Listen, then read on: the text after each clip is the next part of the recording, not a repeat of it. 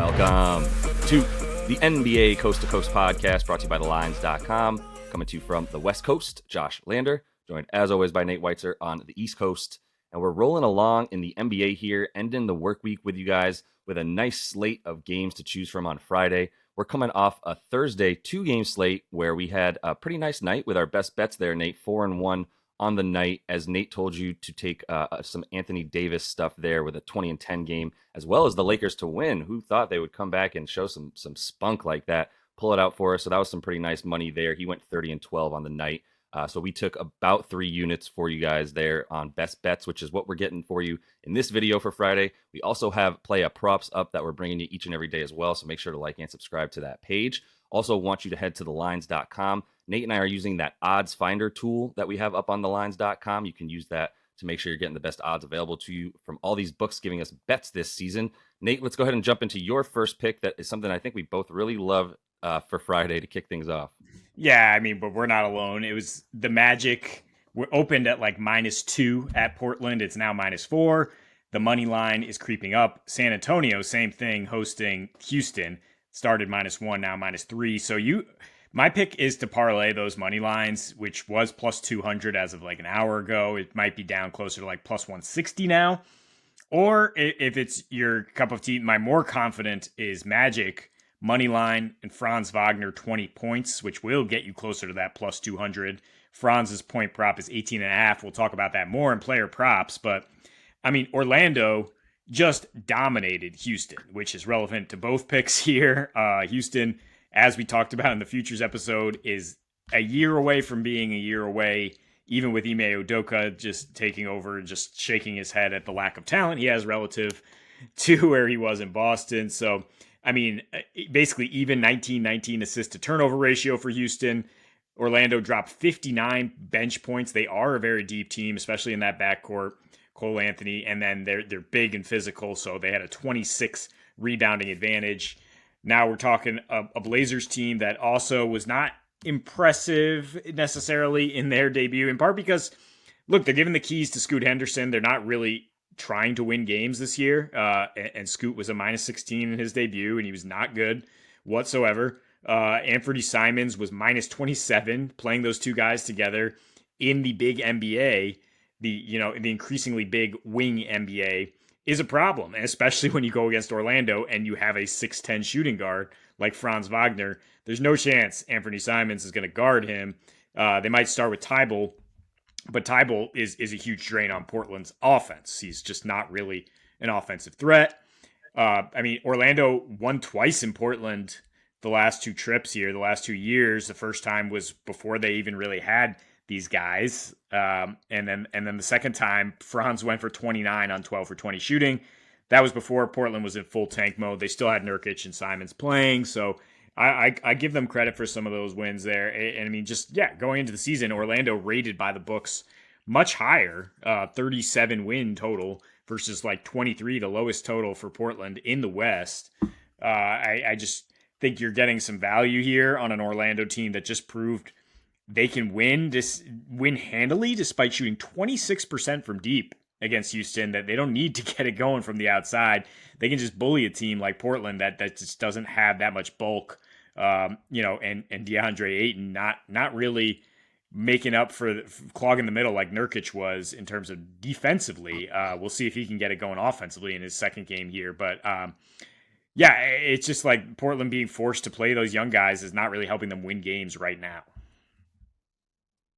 No, are you saying he was not dominating in that first game, I guess, against the Clips? No, he wasn't. That's not his style of play, huh? What a misplaced nickname that would be for someone who plays much softer than that. Like, I think you're not fooling the public yet, even with, is Houston better? Is Houston on the level of the Spurs? No, they aren't. Like, the Spurs already have some made players and some ready to go players. The Rockets have some vets, I understand, but this is not a team that's ready to gel yet.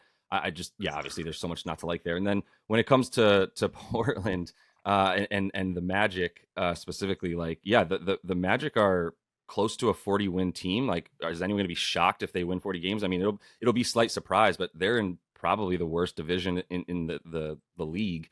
and they have just almost as much of a shot to win it appears as maybe the Hawks or the Heat do. Franz had an interesting game last game. We all know the sort of stat correction issue that everyone was complaining about with DraftKings. That was wild, where his brother Mo got the 2 free throws that he scored, which was a really crucial to his points prop in that game. And then DraftKings was like not paying some people out. I'm not even going to get into that, but I think Franz is due for definitely a positive regression, because I don't think he had a great, really, after like a solid first quarter, he really didn't have much going in the last game. This like is 27 minutes. It was a blowout. Yeah. Yeah, well, no, but even like in the second and third quarter, it was like he just wasn't shooting as much. He wasn't looking for his shot, and then obviously, yeah, in the fourth, he barely played. So it makes sense. I'm not worried about the scoring output. I'm worried about, like, I just want to make sure it doesn't happen again, where the Magic just blow this team out and then he just doesn't care. But we'll see. It's on the road. It's a little bit different. So I'm with you on all these picks. That was just me wanting to get in a little bit of talk about all those teams. So I'll go to my first pick, Chalky Boy over here. I'm going to take Denver. You can still get them at -5. I think you changed it to -5.5, but there was still a -5 left on there. For those of you betting on in the Northeast, especially, there's plenty of Sugar House availability there for the -5 for Denver to beat Memphis on the road. And if you get it at -5, you're going to eat some juice. It's -130. If you want to get it, like, I would love to keep it as close to 5 as possible. It's such like a key number for me in this one. But I think like the key thing here for Denver, what I wrote is we right back up in this the same way like we never left. Same offense, same consistency, same Jokic with no look, like no emotion on his face, just doing things robotic at work, and everybody playing around him off of that, like, just incredibly. So that's why they had a 125 offensive rating versus LA. Like they played at a 95.5 pace. That was the slowest game of the opening round of games for all these teams, and they still scored 119 points because they had 29 assists on their 48 made baskets, which, and right now there's plenty of other teams who had like a better percentage, a higher percentage of their points off of assists, but it's one game. Like Denver's going to be the team that ends the season with like a 50%, 55% assist percentage on the year. So, maybe even higher. Like I said, this one was 60%. So the reason that I think they continue to shoot so well from three is they get guys open. That's why they shot 41.5% from deep. And the defensive rating for them too, 111. Say what you want. I mean, the Lakers need some time to gel. There's no doubt. They look good at the end of last game, but I think Denver's defense looked a little better against a really sloppy LA team that doesn't really have it together yet with their new pieces in place. But either way, like Denver's we know what they're capable of, and this Memphis offense is just not something I'm worried about right now. There's nothing there, which is what I was worried about and why when we were talking about futures, it was like, if anything, I would go under Memphis. I know it seems like overly obvious because it's baked into the fact that Ja's not there for 25 games is definitely baked into their number.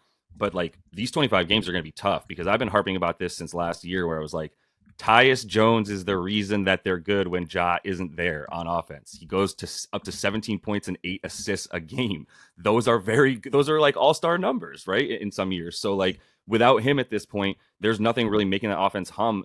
Desmond Bane, as talented as he is not a point guard, has not gotten guys into their spots. Jaren Jackson Jr., I'm not going to say 8 points is going to be what his mean is moving forward without Ja, but like he's going to have to show something. And I don't know that he's going to have much success in this one where he's been bad against New Orleans in the past. He's definitely been bad against the Nuggets in the past. 10-4-1 and 24.5 minutes per game in his last 3 games versus Denver. Last season, he played against them 3 times, and those were his numbers because he averages 4.5 fouls a game. He just can't play more than 25 minutes in these games against Denver where he's trying to guard Jokic down low in some way or even come off of his guy and guard Jokic, which, by the way, there's no Steven Adams now. So that means that he is probably either going to be the one-on-one defender or, I guess, coming over to help Xavier Tillman as long as he can stay on the court as well without fouling, which good luck with that. So the 45% rebound percentage that they had versus the Pellies, same problem you're going to have against Denver. I mean, the New Orleans is a very good rebounding team, but like Denver's Denver, man. So they're still going to be in the top half of the league in rebounding with Jokic in the 12, 13 rebounds a game range. So, good luck with that. Like there's nothing here to make me believe in Memphis. I know it's a little bit of a larger spread with Denver on the road and Memphis better at home, but this ain't Memphis that you're used to. So don't like let the name on the jersey fool you with the number. I'm with you on everything you're saying about Memphis, that I don't believe in them, that they don't have much chemistry or offensive firepower at this point.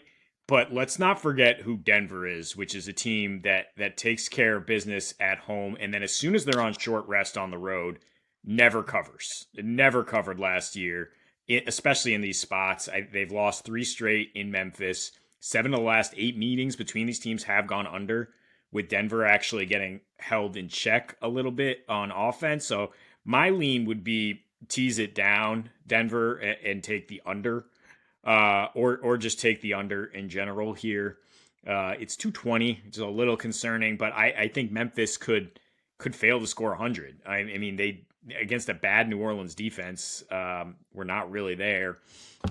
And I think we'll see some let up from that Denver offense. Yeah, it's a 1-game sample against the Lakers team that just looked all out of sorts against Kevin Durant and the backup singers last night. So I mean, I'm not saying that they're totally firing on all cylinders here. I'm gonna wait and see a little bit on that personally.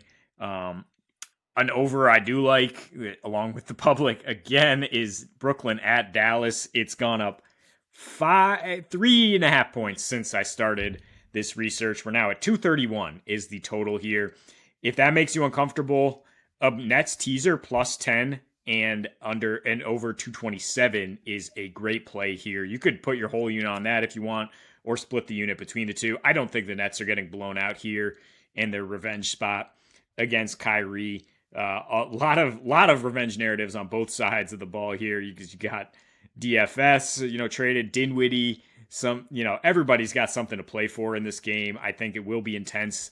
Ben Simmons, if he can stay on the floor offensively, could do a pretty good job on Luka if they want to switch him on there. Give Mikal Bridges some extra energy for offense, which I guess is all you're worried about here is like, can Brooklyn come along for the ride and keep scoring?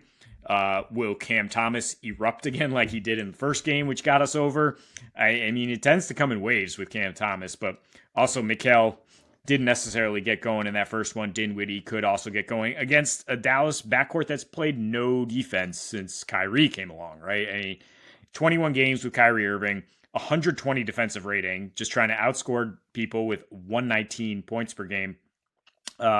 You look at, they're 8-2-2 to the over at home since acquiring Kyrie, and even in the entire season last year, 5th in offensive efficiency before they had Kyrie. So when they were playing a little slower, Luka still gets them super efficient buckets, and they were willing to go at a 110 pace in their opener against San Antonio. So maybe the pace is going to be up here. Kyrie is lethal in transition. Luka has been able to score against Mikal Bridges if that's the matchup they go with here. So I like points here, but I also think the Nets are going to be in this game within the single digits.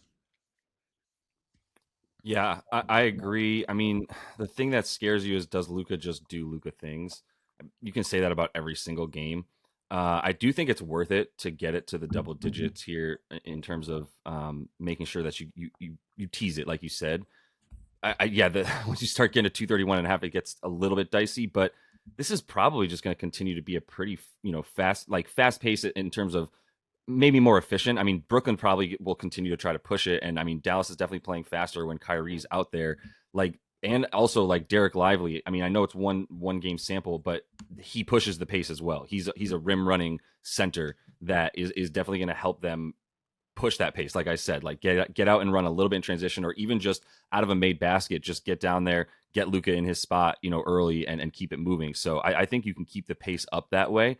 And then as far as Brooklyn keeping it close, like I don't believe in Dallas. And I do think I think both of these teams are a little bit like undervalued. Actually, I think we've all gone a little bit too far in the wrong direction in one direction of being like, both these teams are just going to be awful this season. I definitely don't think that's going to be the case to that degree, but yeah, we'll see how long the Kyrie is smiling on the court next to Luka and enjoying the game lasts, like it did for a 1-game sample against the Spurs. You know what I mean? Yeah, should mention also Nick Claxton is out for the Nets. So yeah, you say have a rim running center and you have 2 attacking guards. That's definitely going to help the scoring. Yeah, the points. Yeah. All right, cool. Well, I'm gonna close thing out, taking the Knicks here, and what you're saying about the Nuggets does give me pause as well. I think there's something to the idea that they want to come out and like play fast, or like get to a good start and really defend their title with like a nice 9-1 start to the season. So I think they're going to stay focused early. My point being, like, I still think you are onto something about the spot for them. And that's the only thing that scares me a little bit here, is that the Hawks are in a spot where they're, because I'm taking the Knicks, and I'll just say right now, you can still get the Knicks +2 on points bet, that was actually the only book left that had a 2 on it. So most of it's going to be plus 1.5 for the Knicks. Fine if you want to just take the money line in that case. The Knicks are 9-3 straight up against the Hawks in their last 12, not including the playoffs, just talking about the regular season for the last 3.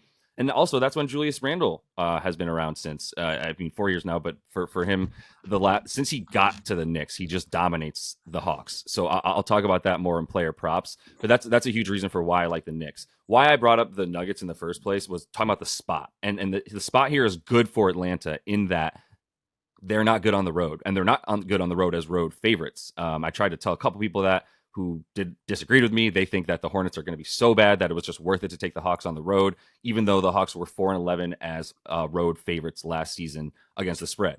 They ended up losing that game straight up. The Hornets are apparently going to have like 100 assists a game. We'll see how that goes. But either way, like that would be why the Hawks are in a bounce back spot, because they're way better at home. They were 24-17 at home last year, 17-24 on the road. But it doesn't really matter where the Knicks and the Hawks play. The Knicks are better.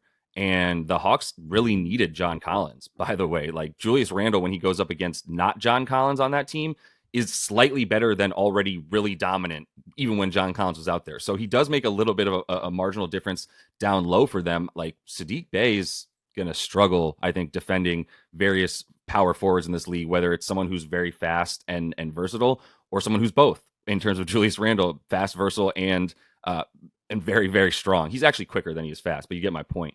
So I think his first step to the basket is going to be a problem for who's ever guarding him. I think if Saddiq Bey is guarding him, it's going to be big boy down low time for Julius Randle. And I think Jalen Brunson's in another good bounce back spot too, because that backcourt for the Hawks is Swiss cheese. And my quick overreaction to the Hawks is like, maybe Quinn Snyder's not going to make them good as like I thought he was. Like, I know it's one game, but that it's the same problem that's persisted since Trae Young's been there. Like he is such a problem on the defensive end. Bogey is not the answer as his like tandem partner to like help limit what the backcourt of the other team can do. Right? Like I'm not a believer in this Hawks team. I'm a believer in what the Knicks have done to them as of late. Like, do you disagree with the pick? No, I'm fully on board with this one. This was the one that caught my eye as like wrong team favored off the bat. Because while it is one game, the Knicks were in position to beat the best team in the East in their opener. If not for a couple of really deep Porzingis threes, basically. So I mean, the Knicks are legit. They're a team that we were hammering under 6.5 seeding in the East. A chance, a lot of people picking them to maybe finish third in the East, and the Hawks are a lot more divisive in terms of their long-term output, because you have nights like game one where Trae Young just doesn't have it going, where it seems like a clunky fit with him and DeJounte, and they're not built to defend. They're not built to defend at the 4. Like you said, the Knicks have a clear advantage there. They have 2 guards who are capable of roasting that backcourt with quickly off the bench. I do like the Knicks because they're in a bounce back spot too after losing a game that they felt they should win. I think you're getting plus money on the better team here. Agreed. Yeah, I think that's like at the end of the day, this is a little bit of a coin flip with I think maybe a slight edge to the Knicks with the history in play here. So you take the plus money for them, like you said. Like I think that if this is later in the season, we might be seeing something slightly different in the way of either closer to a pick 'em or on the other side for the Knicks being favored. And DeJounte Murray, not to like poo-poo him and say like he's not out there, because he's still playing like more than 30 minutes a game.